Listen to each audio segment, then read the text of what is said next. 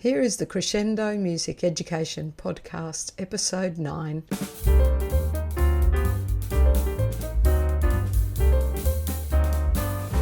Now for my chat with Rhonda Davidson Irwin. Apart from the fact she is a friend, I know that she's just done amazing things for music education in her career. So again, we're splitting this episode into two. There's just so much to say, and I do plan to have more episodes with Rhonda. It's amazing. So the first episode, though, we'll listen to a little bit about what she's done, the highlights of her career, her journey as a music educator, and some of the experiences she's had. We'll talk about the people who've been influential in her life, and of course, we'll talk about gratitude. I think you're going to love listening to Rhonda. If you haven't met her before, she is a positive force to be reckoned with. So I hope you enjoy part 1 of my chat with Rhonda Davidson Irwin. This podcast is being recorded on the lands of the Turrbal people. I acknowledge them as the traditional owners of the land and pay my respects to elders past, present and emerging. They were the first music makers on this land. Hello and welcome, Rhonda Davidson Irwin. Yay! Hello, Debbie. Debbie O'Shea. Yay. Now, I'm going to start by reading your bio. Okay. Oh, dear. Yeah. Okay, so just chill. And because I have my coffee. Yeah, okay, have a sip of your coffee, because not everybody who's tuning in has heard of you. Mind you, I find that difficult to believe, but there's probably one person out there that hasn't heard of you. Okay, so Rhonda is an expert in the field of early childhood education. Well, we know that's where it counts, don't we, Rhonda? Anyway, television and music. She is a virtuosic flautist, producer, conductor, and advocate for music education in all its forms. Rhonda has a Master's of Music Education with distinction, a BA in Music Education, AMusA, Flute, Piano, and in 2008 she was Queensland University of Technology's Faculty of Education Outstanding Alumni Award winner. Well, we could probably just stop there, but I will keep going. Okay. In 2021, Rhonda was also nominated for a Telstra Business Award and has also won the Born to Fly Award. That's it. I don't know. Now, Debbie, I'm going to stop you. My eyes are just starting to weep. I'm a very allergic. I just need to get a tissue. Sorry. No, is that all right? You go. I'm just trying to get the tissue. Sorry. No problem. No, Jen can cut this out. Yeah, I won't be minutes. The bathroom's just here. Oh. It's a very nice background.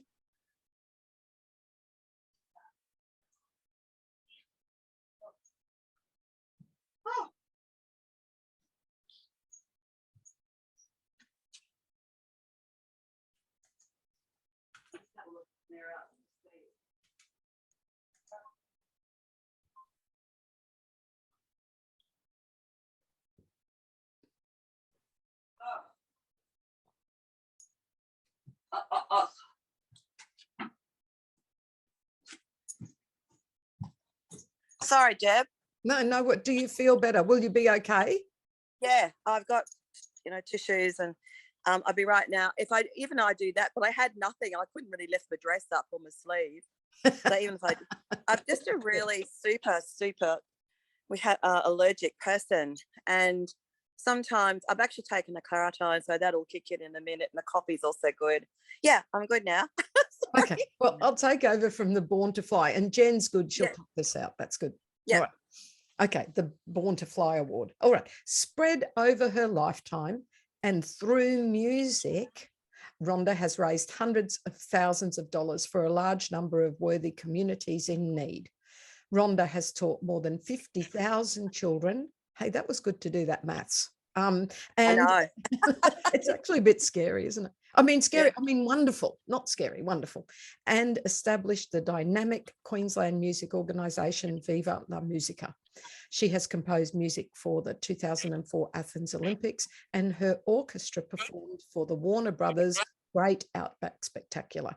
Rhonda is internationally recognised for her consultancy work and is sought after as a keynote speaker throughout the world. She has advised the governments of Singapore, China and Hong Kong in music education and written curriculum for Queensland and Victoria. She is currently the education consultant and corporate trainer for P&O Australia and the co-producer for the Lord Mayor's City Hall concerts.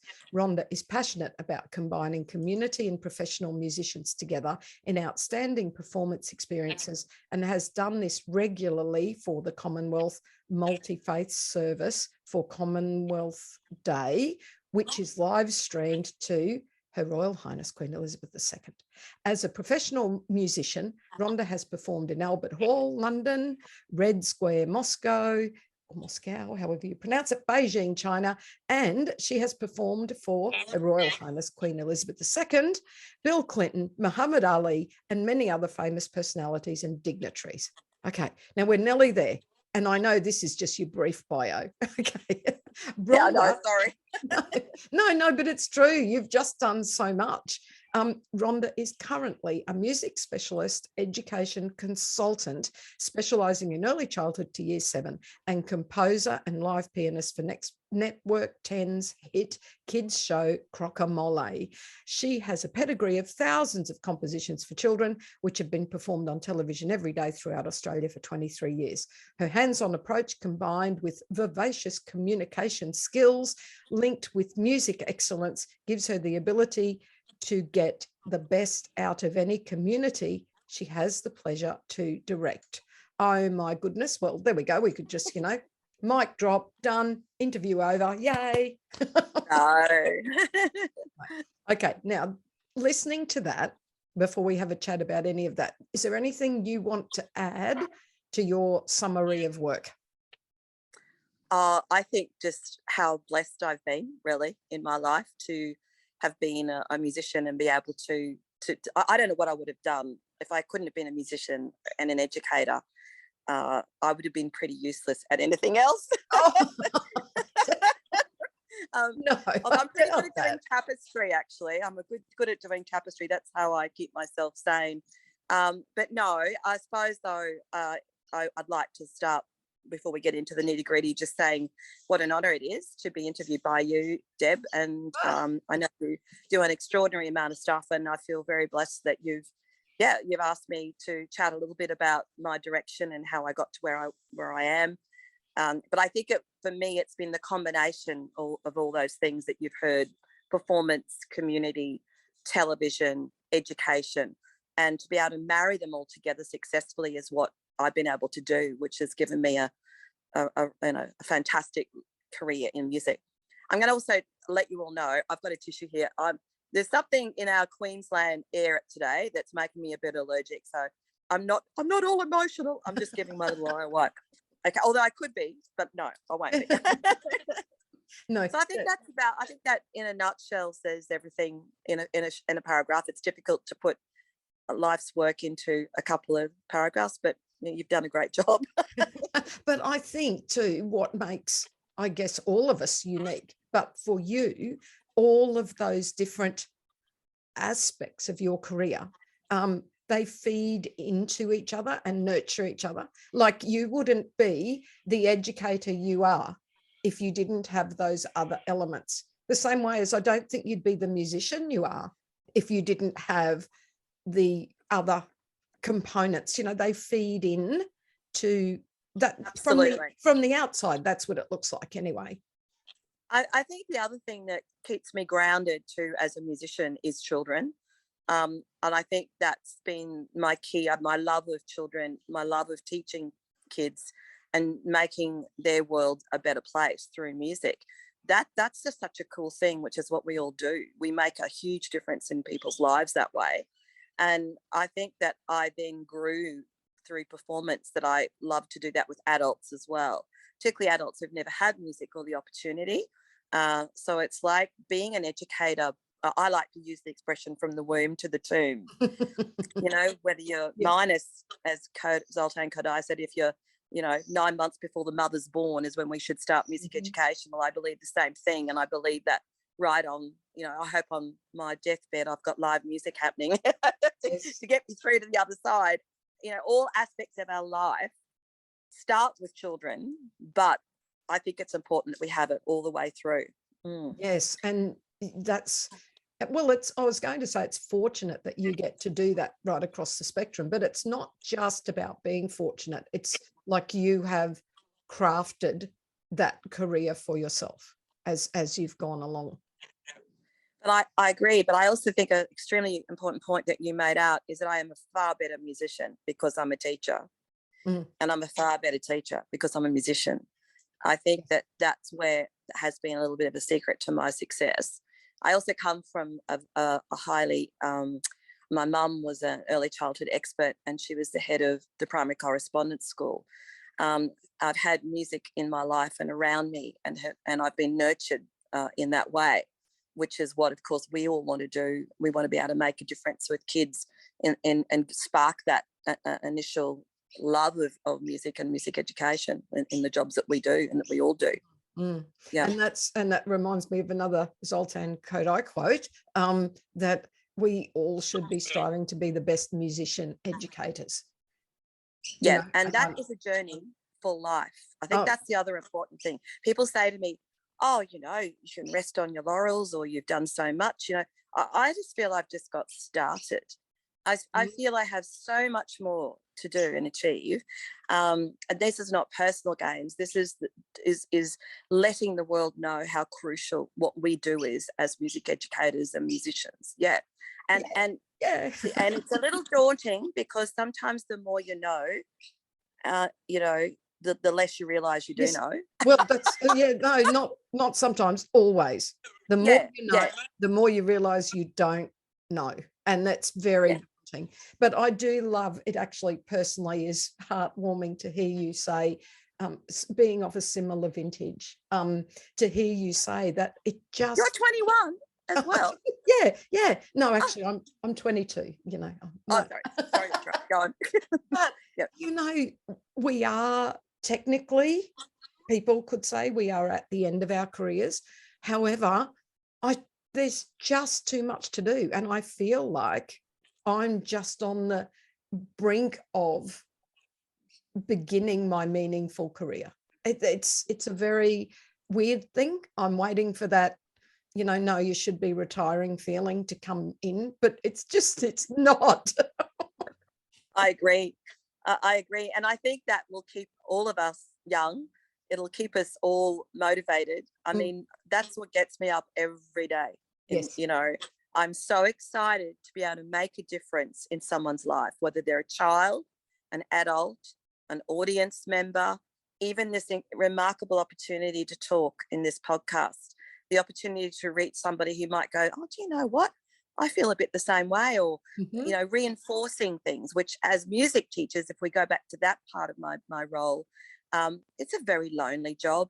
We don't get the chance to really talk properly about what we do at our schools and our institutions. In fact, we're always the weird, funny lady over there that smiles all the time, laughs and sings a bit, you know. They really have no concept of what we do. And that's why this is, I think, such a wonderful initiative of yours to bring us together and share ideas from around the world. How extraordinary that we can do that now. Oh, I know, isn't it amazing? I just love being alive at this time that we can do this.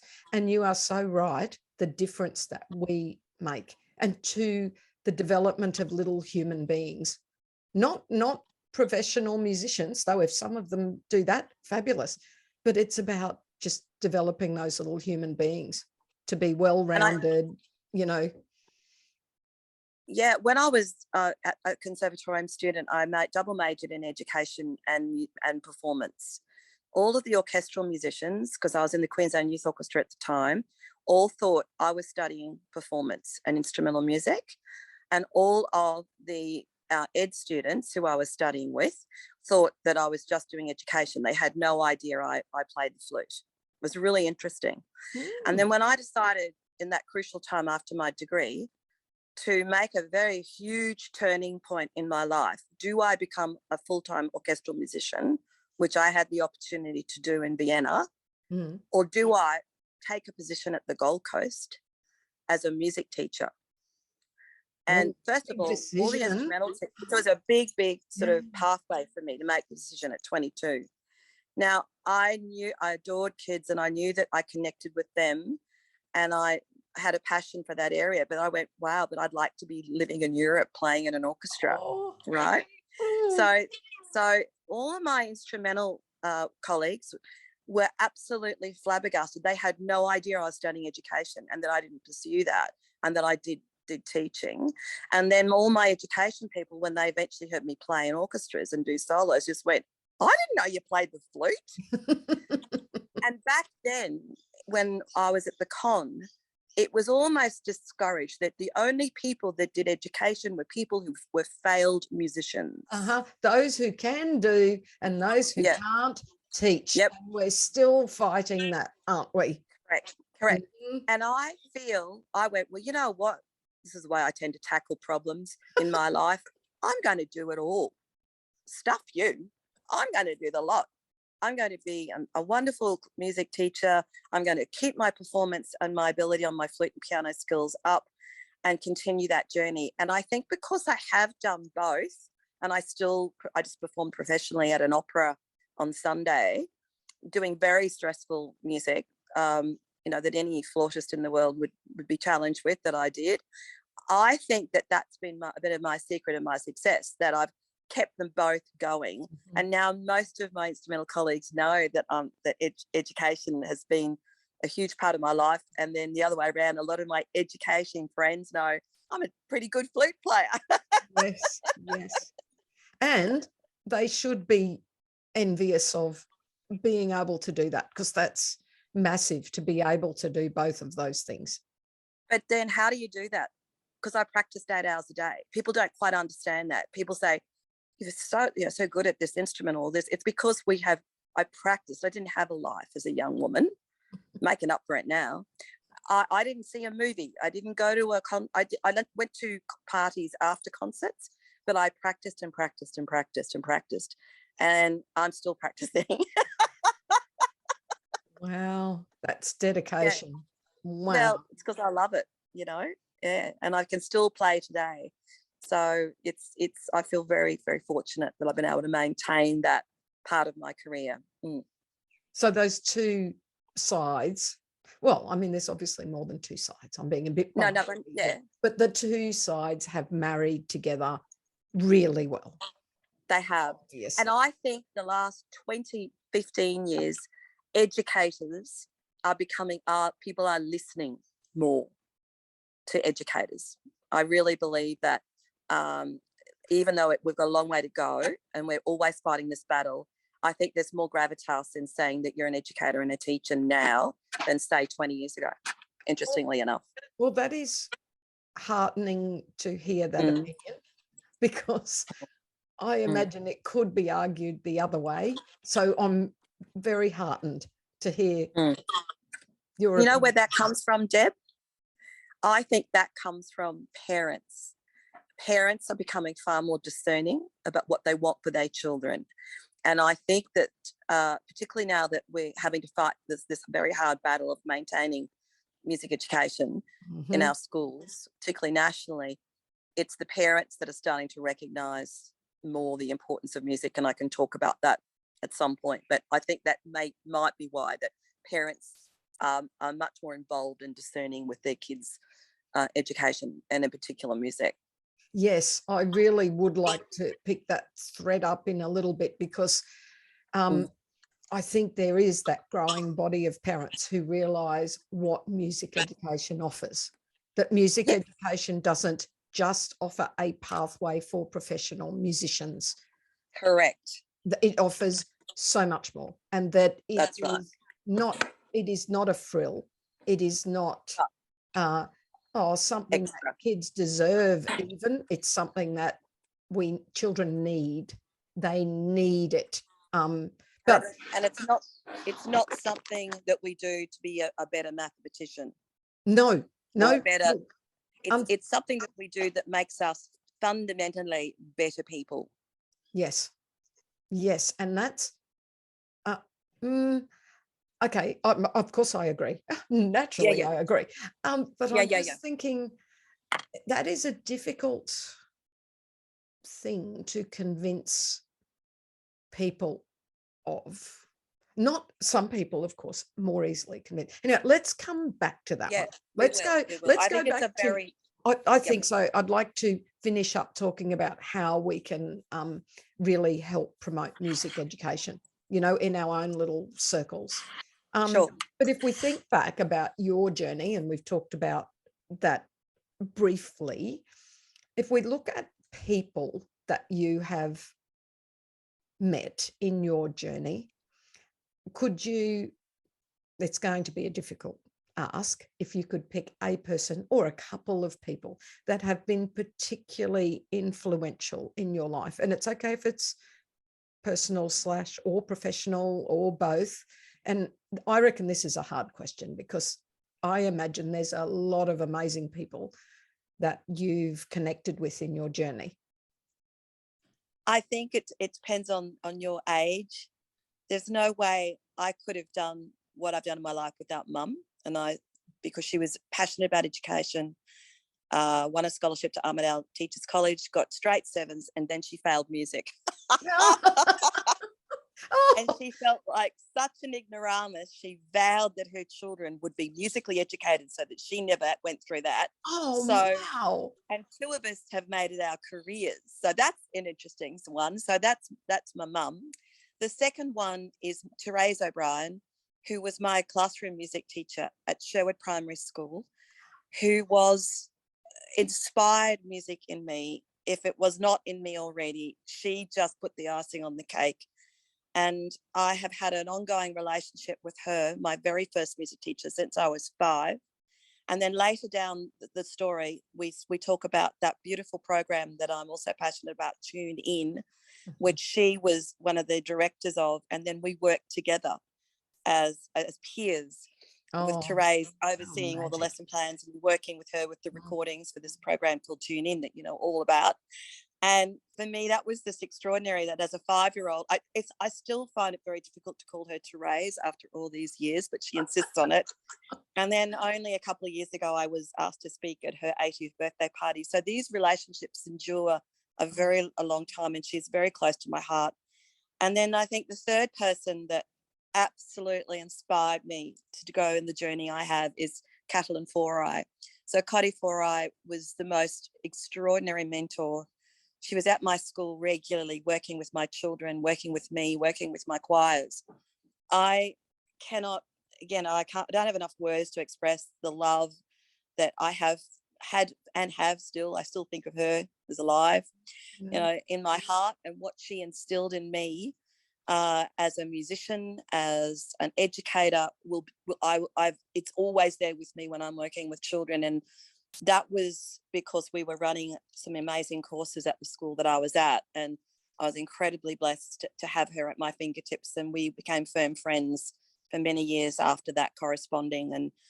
And I think the only other person I'd like to mention just briefly is John Currow, who took me all around the world with the Queensland Youth Orchestra when I was flute and piccolo player, and he was an amazing. He gave me so much knowledge of making opportunities for people, which is what I love to do. So those people all combine to really set the scene for what I've done in my life. Oh, wow. Oh, amazing. Oh, I love it. Mm. And another reflective question that I like to ask, for what are you most grateful?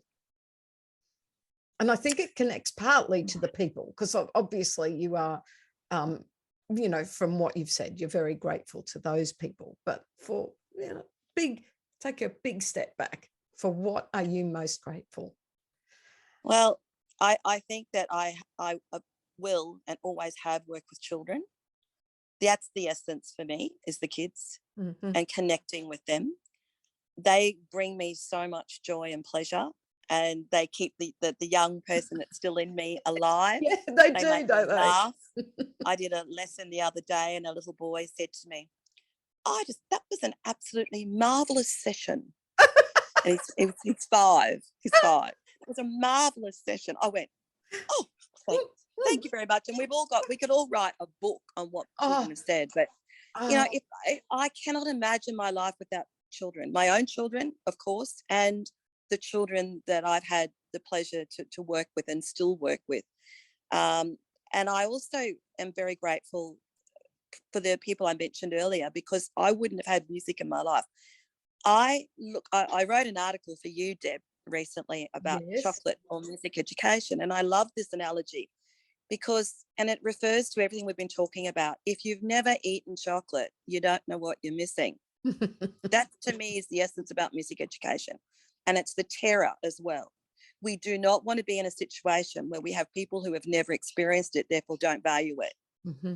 And music was valued in my life. I was nurtured and encouraged so that I could pursue not only in my youth, but also in my adult life, in my marriage, with my children. They've all had to run around while I'm doing all the things that I do. And I've just been blessed to have these amazing people in my life that have supported me. So I guess that's the gratefulness is every day I pinch myself and go, I was so blessed to be a musician and an educator. And I really mean that, because my happiness of who I am as a person is all derived through those two things. Yes. Oh, that's so wonderful. Very inspirational. Here is the Crescendo Music Education Podcast, episode number 10.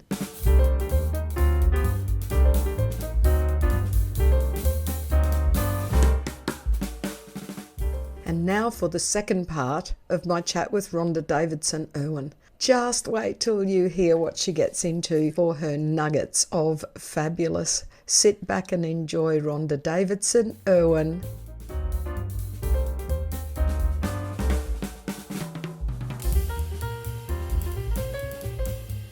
And now for the listeners, this is one of my favorite bits. Okay.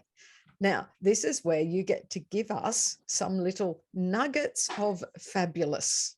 All right. So this is something that the music teacher, who's working by themselves, as you said, feeling isolated, they just love some little new idea or a revisit of an idea. I find that's quite useful sometimes. You go, yes, I used to do something like that. So it Absolutely. Could be a resource, an activity, a song, a game, advice, a tip, anything you like, but some nuggets of fabulous. I pick 3. I say 3, but I don't mind if it's less or more, but it's Rhonda Davidson Irwin's nuggets of fabulous.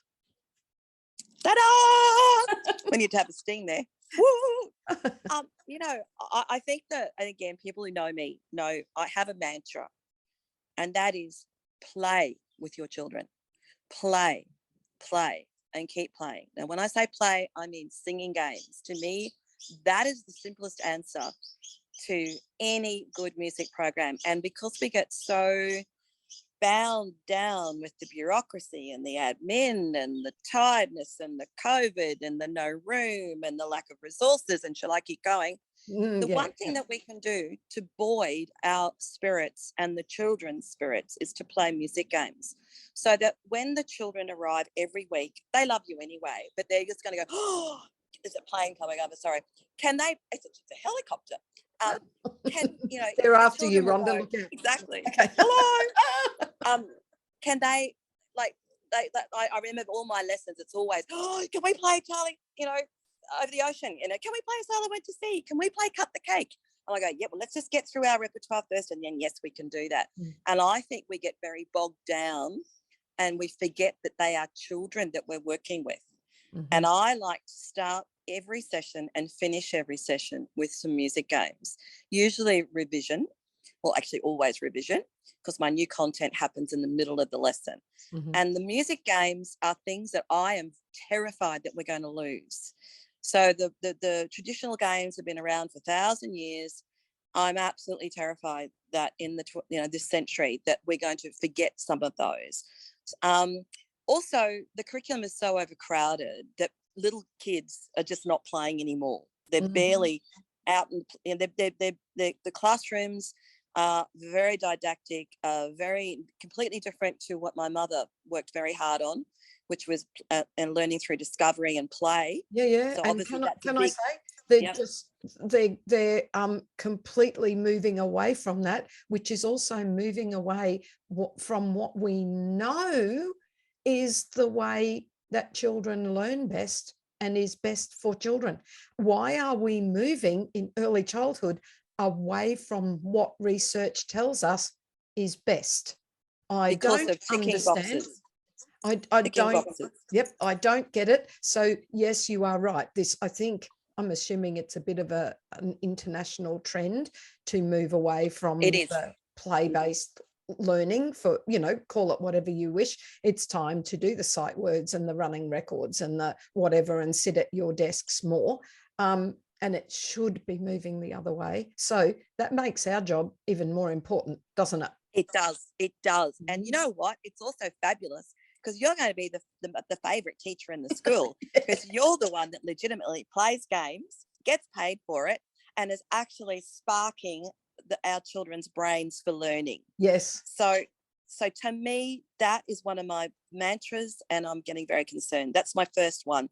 The second one that you also know is I love buoying the children up with fun and play and chasing and having a crazy time, and then settling them down quickly, learning to change the dynamic. I call it changing gear. And I love to use picture songbooks for that, where we are singing a favourite story and you're just making it up like a libretto in an opera, or you're singing, like I've just got one here, I don't know if you can see it, but the good old blowing in the wind. Isn't it beautiful? Like those sorts of, it could be any story whatsoever, and it could be stories that the children, books that they make themselves. Again, a wonderful way to calm the children down. They love it. Combines storytelling and music together, which is of course opera or music theatre. So it's fantastic, and it also helps with their listening. So that's a little nugget that I think that we can continue to do. Don't forget to have our beautiful picture songbooks. It could be 10 in the bed. It could be, the ones, the good old, there was an old woman who swallowed a fly. There's a hole in the bucket. All those cumulative songs, which is really helpful to have the book there if you forget a verse. And I suppose I'm going to go 4. The third one is please don't forget that exceptional resource, Tune In. If you're not sure of repertoire that's developmentally appropriate, even it's not meant to be picked and poked at, but at the end of the day, you can find 40 songs that are brilliant for grade 3s, brilliant for grade 2s, on top of all your curriculum documents that you've got to use and everything that's out there. It's a great thing just to look through and find maybe some old favourites you've forgotten as well. Deb, you were talking about that as well, because I think if a song's been around for a couple of 100 years, it's got something going for it. Yeah, there's something there. Yeah. Yep.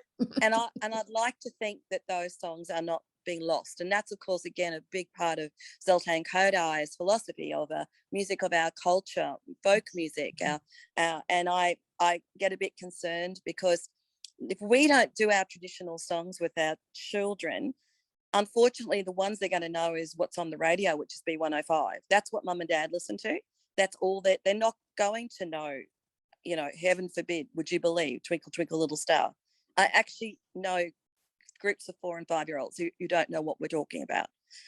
Because my next thing is that children should be, singing, and parents should be singing to their kids. We've got the message about reading every day.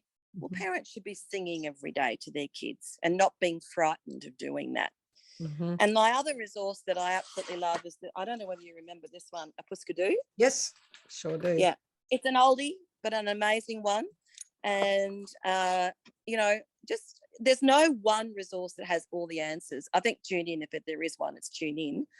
But I think it's important to go through books and make up your own resources of songs that you love, as well as all your curriculum songs that are essential to do. So I think that's probably my nuggets in 2 seconds. Yeah, yes, they're big ones. They are big ones. And Sorry. No, they're fabulous. They are fabulous.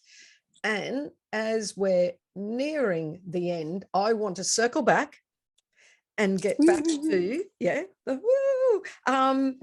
Let's talk about advocacy and the fight for it, because it is a fight. I'm trying to not see it aggressively, but I do feel like half the time I am fighting.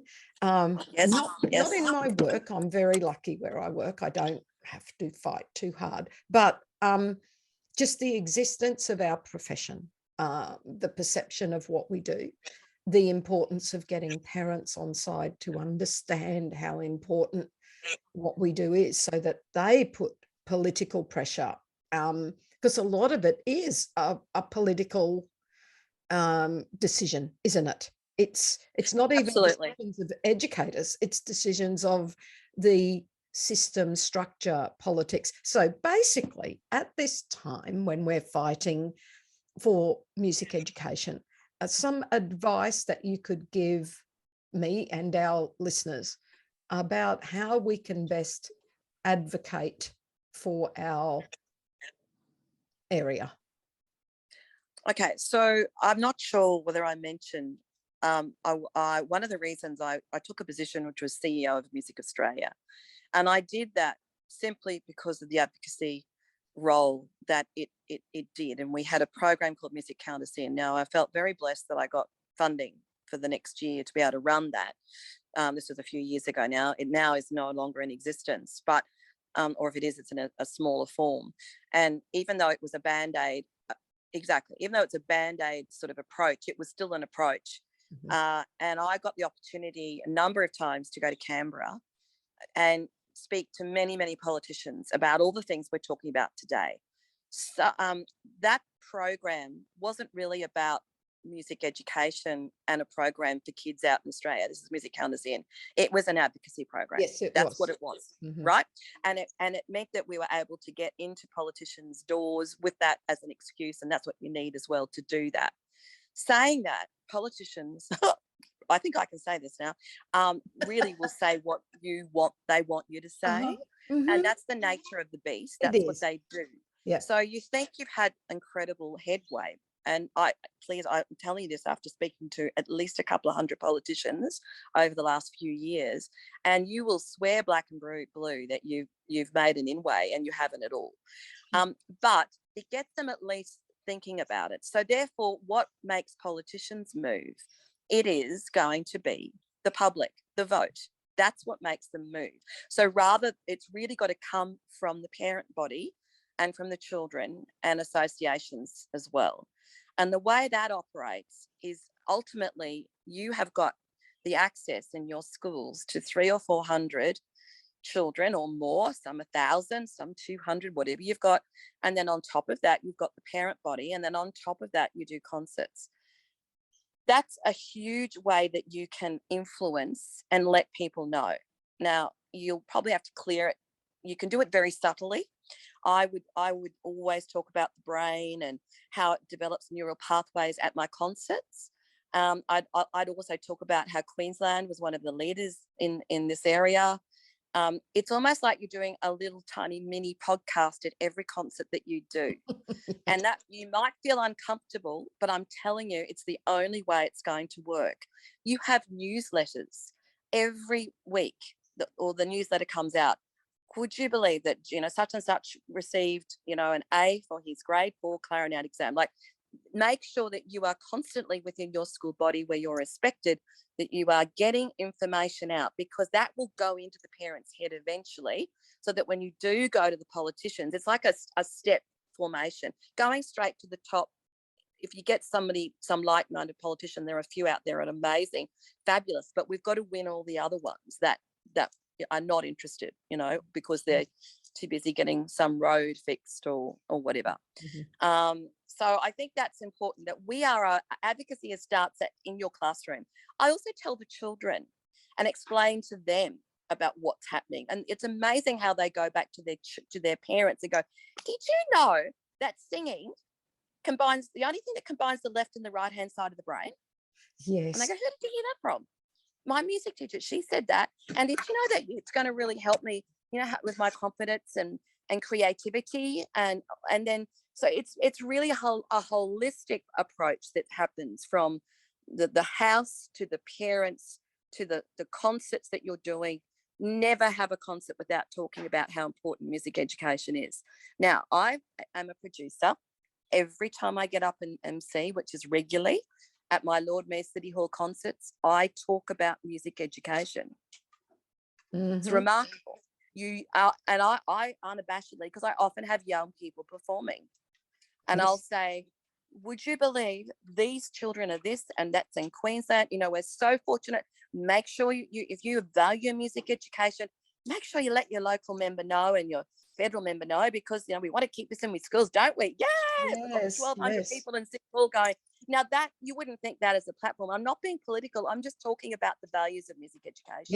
Yes. And I'm encompassing it in how proud we are of these young students and what they're doing. So you talk about it that way. Well and truly in context, isn't it?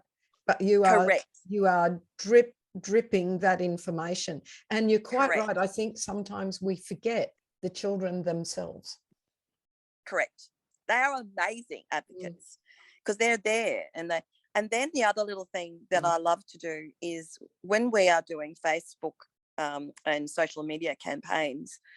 Unfortunately, social media is such a huge area, and it's great, and we can achieve a lot. But I find a personal message from me with an article about play, and that we're losing this in our schools through Messenger to an individual far more effective than just putting something up on my Facebook page. And I know in recent campaigns that has been very effective. And it takes time, but it's usually I might be watching something on Netflix and I'll just message somebody. And the other amazing thing is if you've got somebody that's really influential, is invite them to your concerts.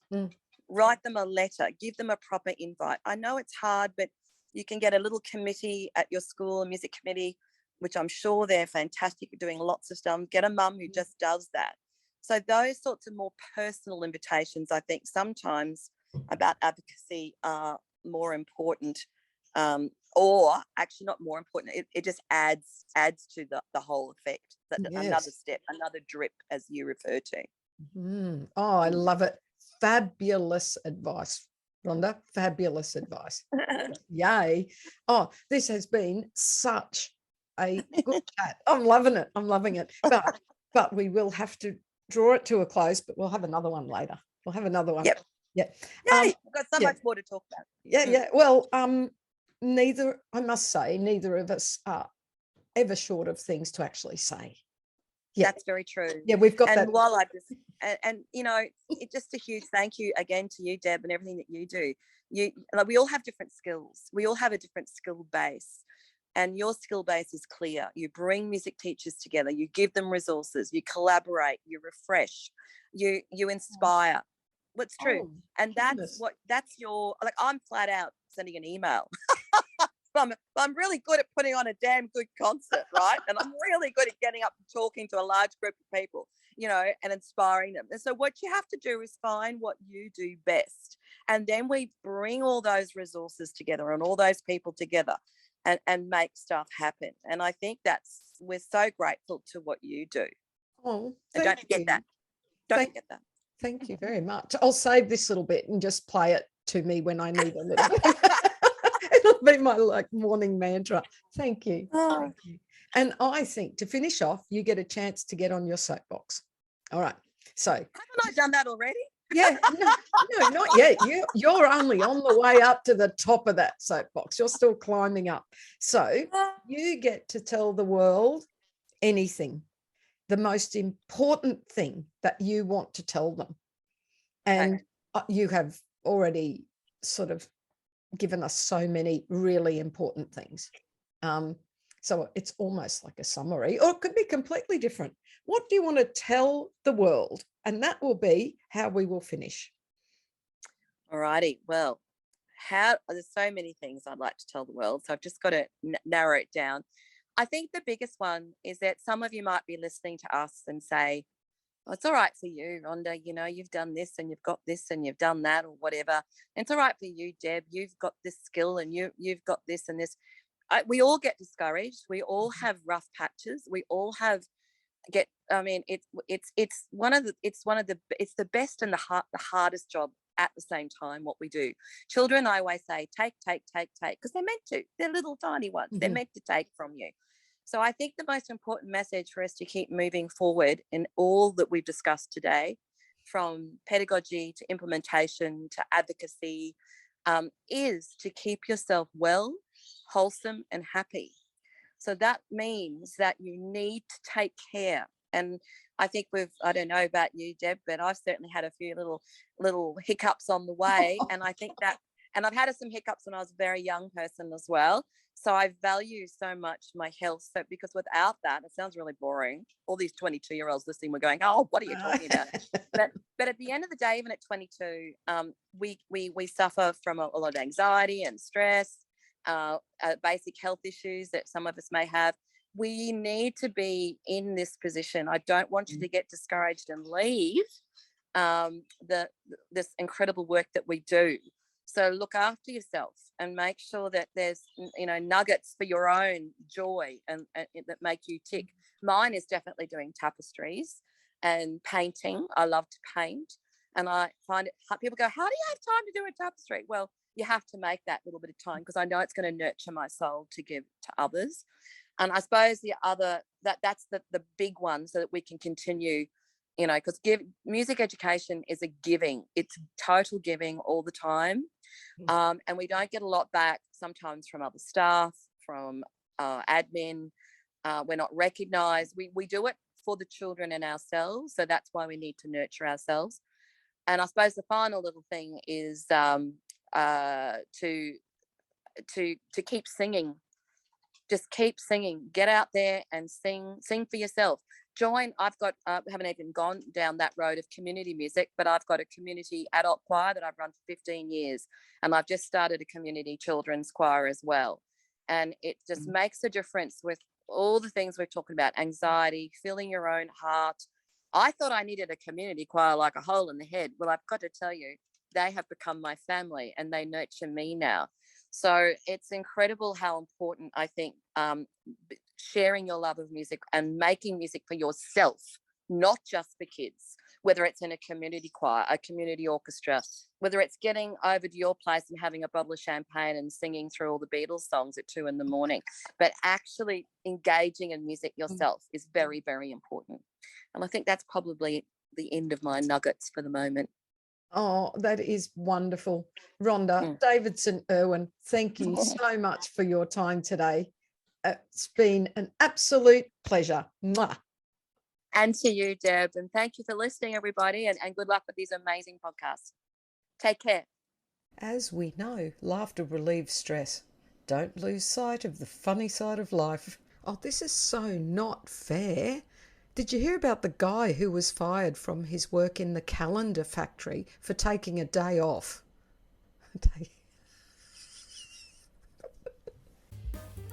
Thank you so much for watching our Crescendo Music Education podcast. For more information about all things Crescendo, including membership and music education resources, visit us at crescendo.com.au. Don't forget to like and subscribe.